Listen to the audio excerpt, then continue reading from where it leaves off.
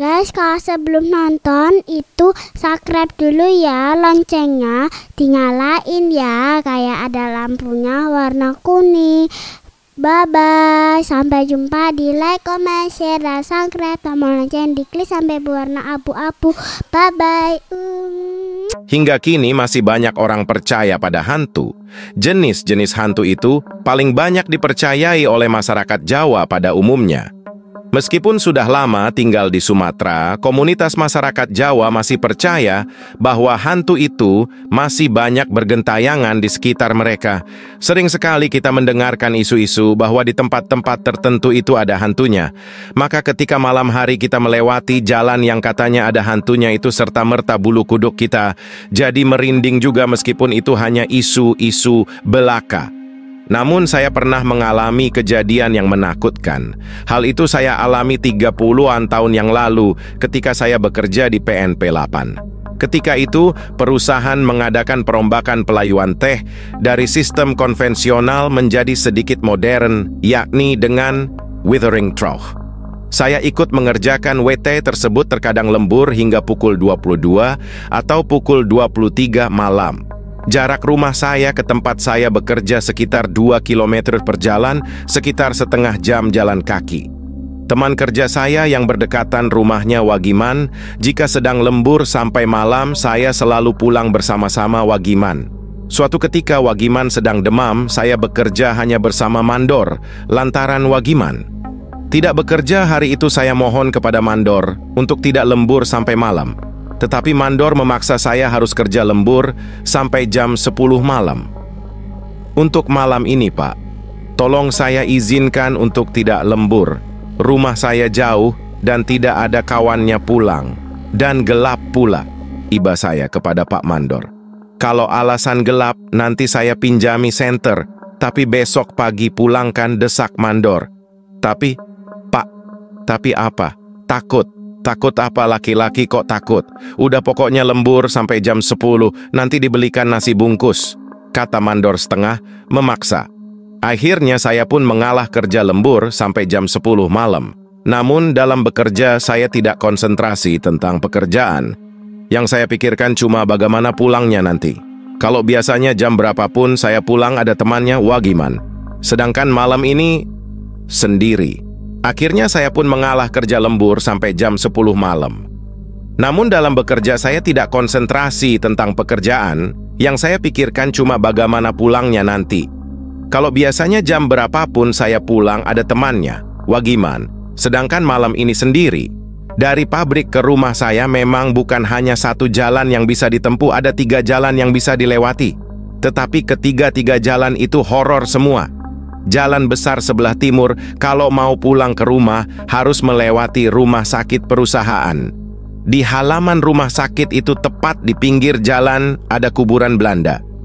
Kata orang, siapa saja yang lewat situ malam-malam pasti dilempari pasir entah oleh siapa. Jika kita lewat sebelah barat, kita harus menempuh tepat di tengah-tengah pemakaman umum. Wah, ini lebih gawat lagi. Jalan yang biasa ditempuh lewat jalan tengah. Kalau ada temannya, no problem, meski malam hari, tapi ini kan sendiri. Masalahnya jalan tengah, ini harus melewati batu besar yang berada di tengah jalan.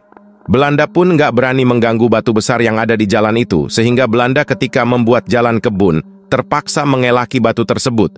Konon katanya, lagi-lagi kata orang batu itu ada penunggunya, sehingga banyak orang sering melihat penampakan di sekitar batu itu.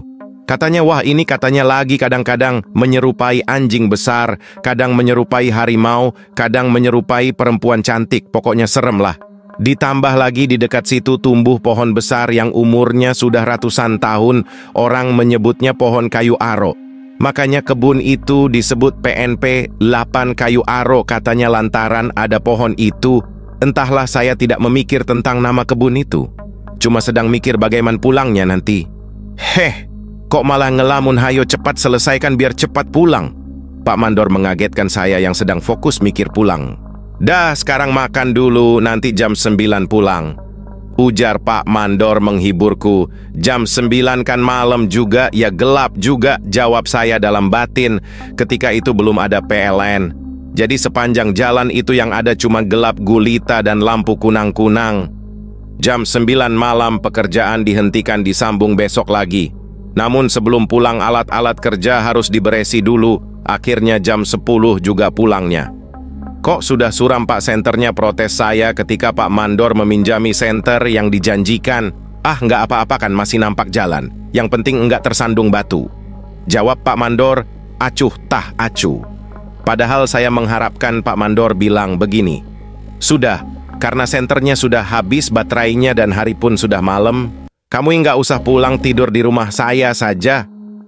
Tapi ternyata ajakan itu tidak terucap sama sekali. Kalau saya minta untuk nginap di rumah Pak Mandor ya malu juga tuh. Dalam perjalanan pulang hati saya sudah merasa nggak enak senter. Jika dihidupkan 1 menit saja cahayanya semakin redup mau mati. Mungkin baterainya sudah soak. Terpaksa hanya sebentar-sebentar menghidupkannya. Pilihan jatuh pada jalan tengah yang melewati batu besar dan pohon kayu aro. Kira-kira kurang 100 meter tiba di batu tengah jalan itu tiba-tiba senter mati total.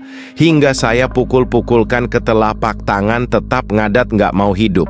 Dan apa yang diisukan orang-orang itu terbukti dari kejauhan di tengah kebun teh memang bukan tepat. Di atas atau di dekat batu, ada sesosok putih sedang bergerak-gerak sepertinya semakin mendekat ke arah saya. Kata orang itu namanya Wedon. Wedon itu sejenis hantu yang paling mengerikan. Wedon itu makin lama semakin tinggi, dan jika meludahi kita bisa melepuh seperti kena air mendidih katanya. Tanpa pikir panjang saya balik kanan lagi, tujuannya langsung ke rumah Pak Mandor dan numpang nginap di rumah beliau daripada melonyo melepuh kena ludah Wedon. Namun belum jauh, saya meninggalkan Wedon itu, tiba-tiba ada cahaya api yang juga semakin mendekat ke arah saya. Kata orang, kalau api itu sejenis hantu kemangmang atau lampor, ada juga yang menyebutnya banaspati. Akhirnya saya hanya pasrah apa yang akan terjadi sambil menggigil dan jantungnya berdegup tidak menentu. Ya Allah, jika memang sudah takdir saya harus mati di tangan Wedon atau kemamang, saya rela. Saya langsung jongkok sambil memejamkan mata sambil menunggu apa yang akan terjadi. Hei, kenapa melamun? Saya terkejut bukan kepala ada suara yang menegur saya. Ternyata Mbah Bawon yang baru pulang kerja dari pabrik sambil membawa obor karung goni yang dililitkan di sebatang kayu dan dicelupkan ke cairan oli kotor. Mbah Bawon rumahnya lebih jauh dari rumah saya. Jika pulang kerja dari pabrik dia pasti melewati rumah saya. Setiap pulang malam dia selalu membawa kemangmang, obor karung. Anu Mbah, kunci rumah saya jatuh tadi, entah di mana jatuhnya, saya cari-cari nggak ketemu. Jawab saya setelah ditegur Mbah Bawon tadi. Beralasan, ya sudah, cari sendiri kuncinya, Mbah pulang dulu, kata Mbah Bawon sambil meninggalkan saya. Mbah tunggu Mbah, kita sama, senter saya mati, kuncinya dicari besok sajalah, sambil mengejar Mbah Bawon yang belum begitu jauh. Saya berjalan di samping Mbah Bawon sambil melirik Wedon tadi, ternyata masih ada si Wedon itu di sana. Makin lama semakin dekat, saya semakin merapat ke Mbah Bawon, tetapi Wedon itu tidak semakin tinggi seperti yang sering diisukan orang-orang. Akhirnya saya selamat tiba di rumah tanpa diludahi Wedon dan dikunyah kemangmang. Saya penasaran, dengan tekad bulat saya beranikan diri mendatangi sendiri tempat si Wedon itu berada besok paginya sambil berangkat kerja. Di tempat bekas Wedon berdiri ada butiran-butiran putih seperti gula pasir berserakan di bawah pokok-pokok teh. Dan ada beberapa karung plastik koyak, ada yang di bawah pokok teh dan ada pula yang diletakkan di atas rumpun daun teh. Karung itu bertuliskan urea.